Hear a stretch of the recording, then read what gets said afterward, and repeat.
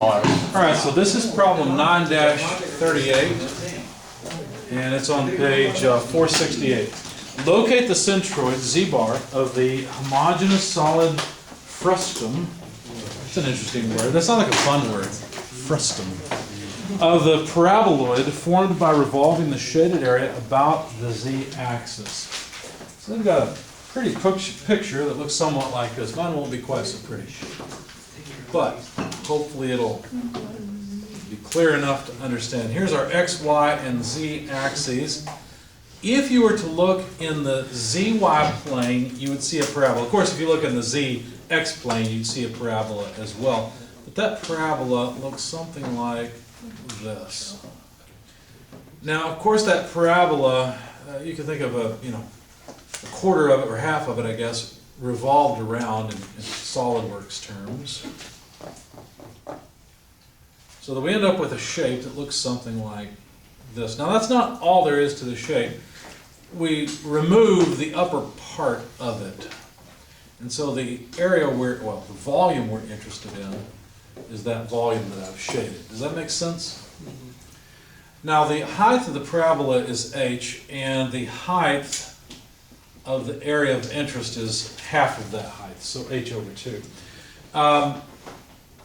A is the radius at the base. And then if you were to look at, let me do something a little bit different. If you were to look at this edge, in SolidWorks terms, this is an edge. Now, I'm trying to follow the edge.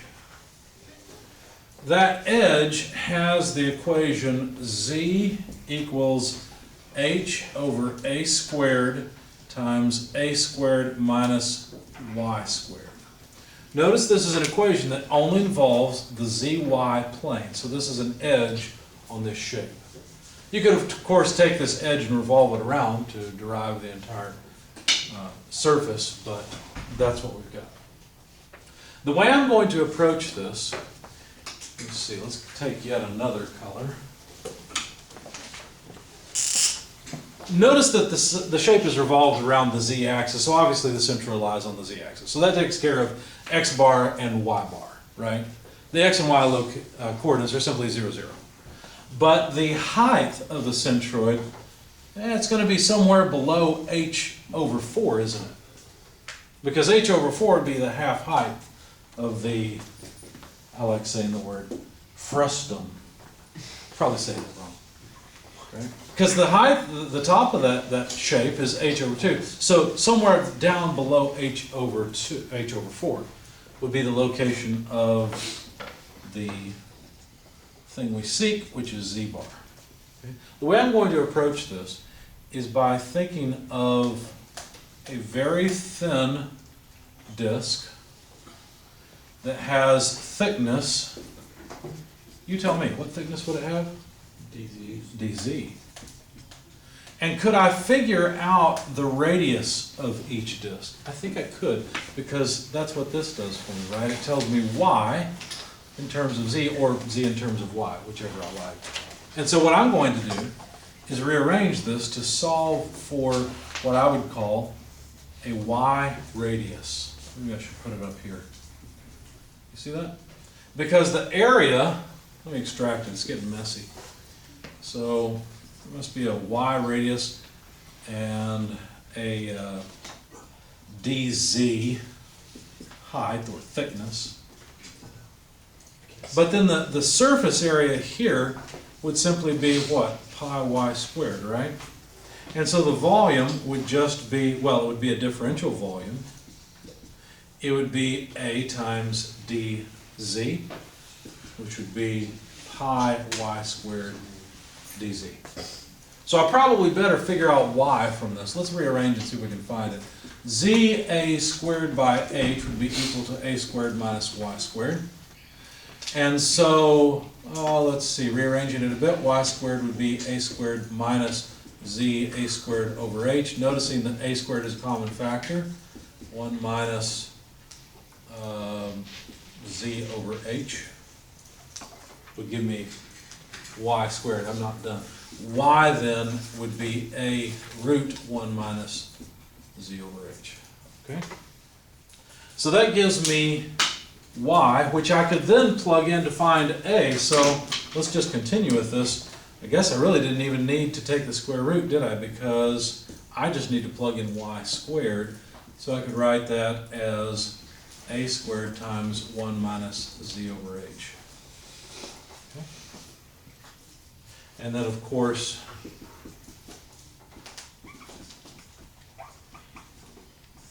volume in terms of z comes out this way. So what's my strategy for finding z? Well, I think the first thing I'm going to do is find the volume, because to get z bar, I need to integrate over the height, let's say from 0 to h over 2, the moment of each of these disks. Each of these disks has a height z, and that height is the moment arm of that differential volume. So what I'm going to do is take the particular height times the differential volume and integrate it over the whole height. Divide that by the volume. Well, the total volume would just be integrating 0 to h over 2 of the differential volume. So let's attack this denominator first. I'm going to do some work here. We'll find out what the volume, total volume is, then erase that, because that's really what we're interested in for the denominator, is just what's the total volume, right? So let's do that. All right, integral 0 to h over 2, which will be the volume, dv, equals, well, do I have an expression for dv? Yes, it's right here. So it would be integral 0 to h over 2. The differential volume is pi a squared 1 minus z over h dz. Okay. What are the pi and the a squared? They're just constants, aren't they? What do we do with constants in an integral? Take them out. We kick them out, right? Not welcome. Any constants in the integral just get kicked out.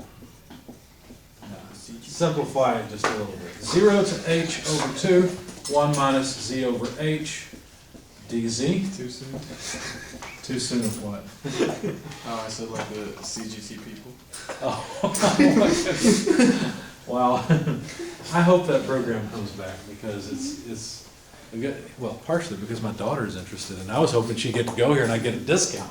But beyond that, I think it's a good program. I think that it's interesting to me, because at first I thought, oh, it's just a bunch of art, but actually it's a mixture of art and science. They go through quite a bit of math, which is interesting because you think about it, all this stuff we're doing here, you can do in SolidWorks. That's what they're studying, right? How do you do it in SolidWorks? It's a good question. That's one of the things they study. Anyway, I don't know if that's what they're interested in, but that's part of the curriculum.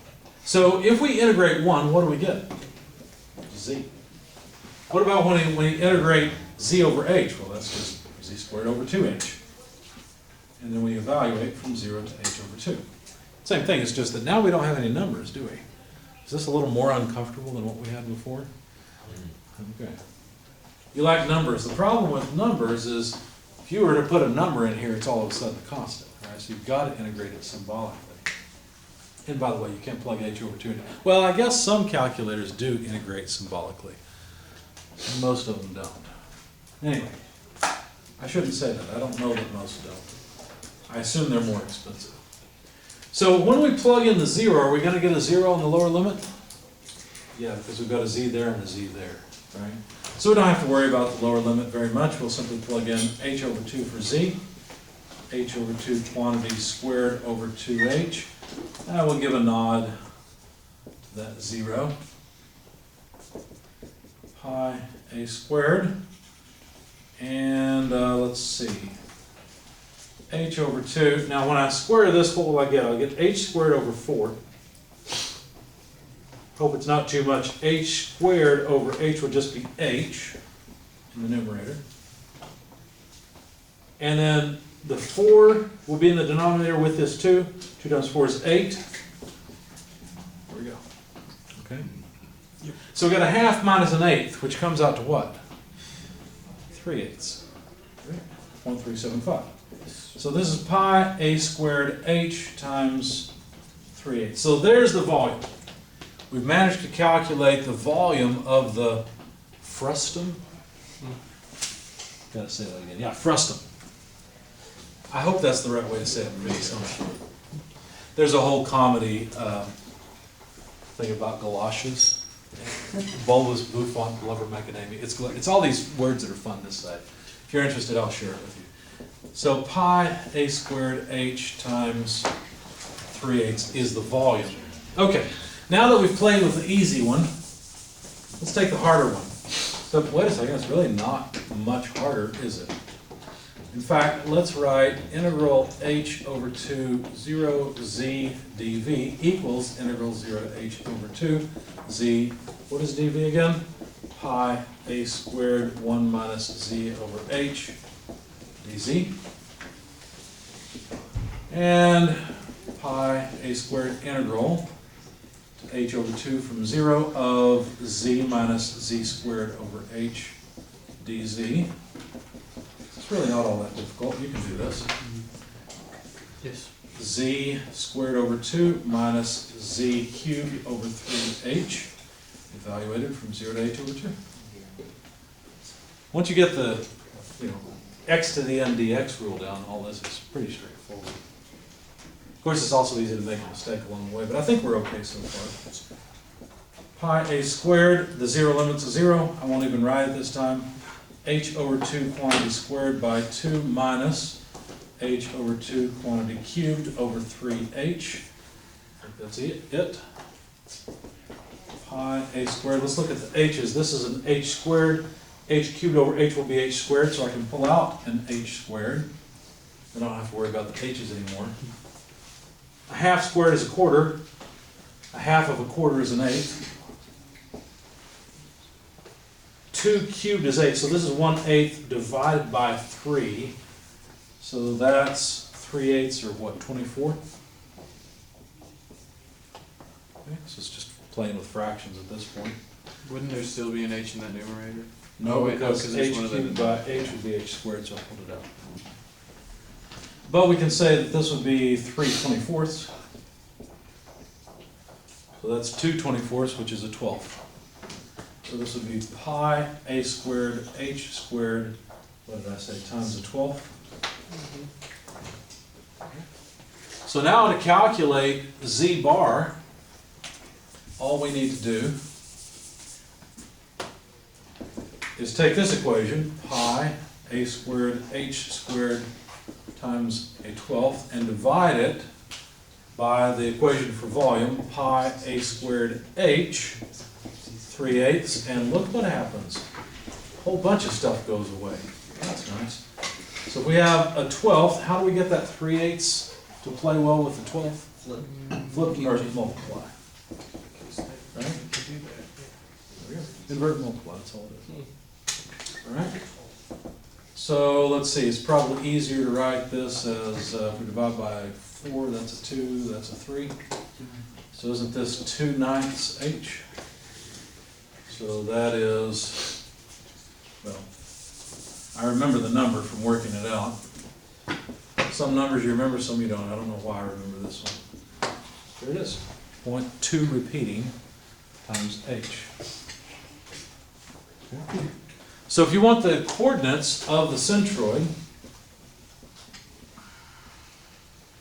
toroid is at 0, 0, 0.2 repeating.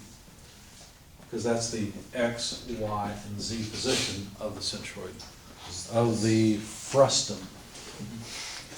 Does it ever ask you to solve for height? There's no way we can solve for the height. Would we your don't know. height just be 0.2, or z bar divided by 2? No, the height can be anything. They didn't tell us what the scale of this thing is. So this one's a lot more simpler. Yeah, it's not too bad. I mean, if you give me a height, I'll tell you where z bar is. Anything else? So do you need to write the 0.2 repeating as 0.2 repeating h in the coordinates? Or does Ah. that not work? I messed up, didn't I? Thank you. You're right. I wrote it down right here and wasn't thinking of the board, I guess. Anything else? So it's always going to be a coefficient of the height? Well, in this case, I mean, it was nice that everything canceled, right? It's interesting that the way the area scales doesn't actually matter, or not area, the way the radius scales doesn't matter. I think that's probably because we've got the a squared's canceling where it matters. Of course, there's a h over a squared times y squared, if you like, but I rearranged it and put it all with z instead. That's just how the math worked out. Question about the final. Okay. Do we know how many questions